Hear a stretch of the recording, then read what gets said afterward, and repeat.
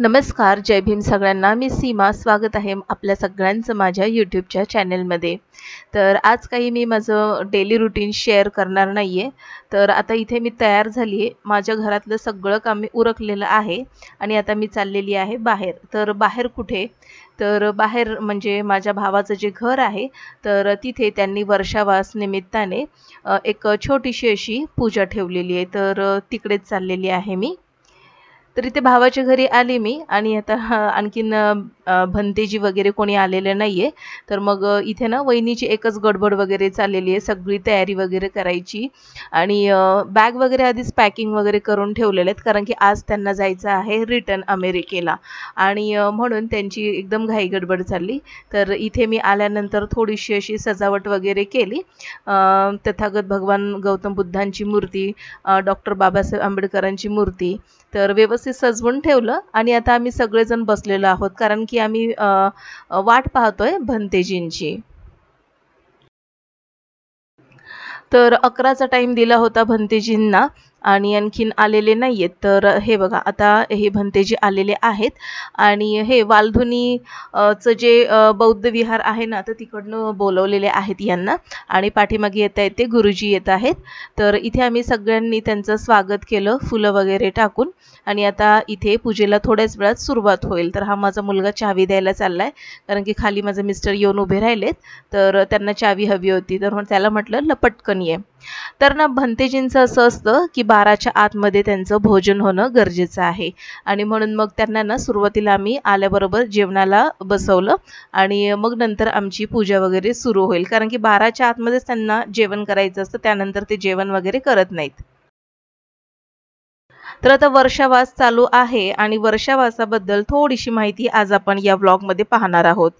श्रावणात म्हणजेच आषाढ पौर्णिमेपासून आश्विन पौर्णिमेपर्यंत वर्षावास पाळला जातो, कारण या काळामध्ये भिक्खूंना एकाच ठिकाणी राहून धम्म अभ्यास, ध्यान आणि लोकांना धम्म शिकवण्याची संधी मिळते.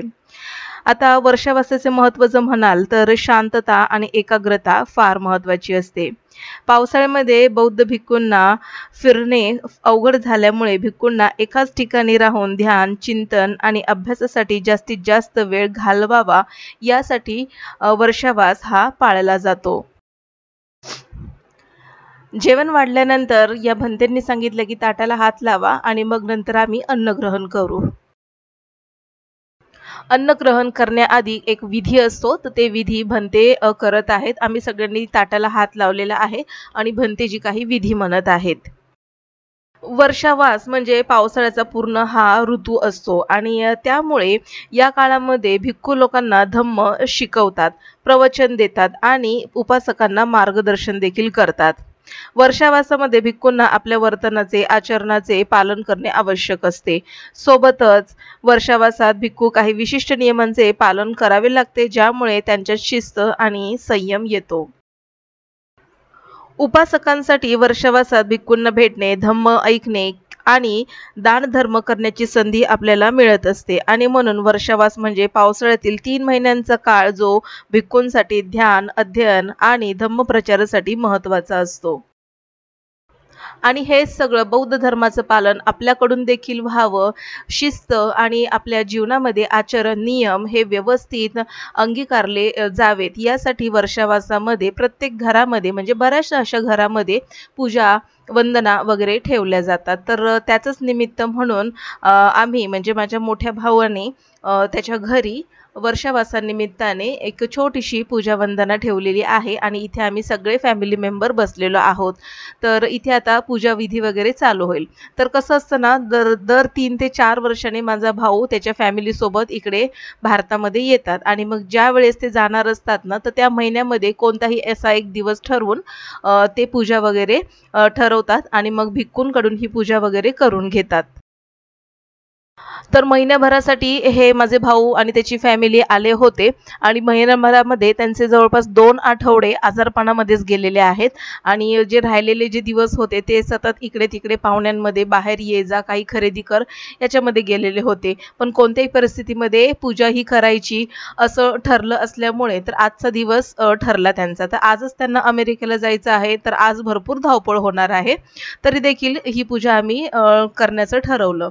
तर इथे पूजा विधी विधी वगैरे सगळं झालेलं आहे आणि आता इथे ना पुष्प अर्पण केलेली आहेत. हा जो माझ्या मोठ्या भावाचा मुलगा आहे तर त्याने पुष्प अर्पण केलेली आहेत आणि आणखीन आता धम्मज्ञान आता बौद्ध भिक्खू म्हणजे हे जे भिक्खू आहेत आणि गुरुजी आहेत ते खूप छान असे मार्गदर्शन करतात.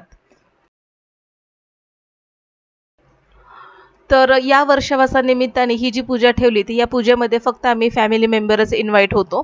जास्त काही कोणाला बोलवलं नाही कारण की त्याचं एक महत्त्वाचं कारण आहे की आमच्याच कॉम्प्लेक्समध्ये आमच्याच समाजातील जो एक चांगला तरुण माणूस होता जो वारला तो आणि त्यामुळे त्याचा जो कार्यक्रम होता तो देखील आमच्याच बाजूचा जो हॉल आहे तर तिकडे त्यांचा कार्यक्रम होतोय त्यामुळे बरीचशी मंडळी तिकडे गेलेली आहेत.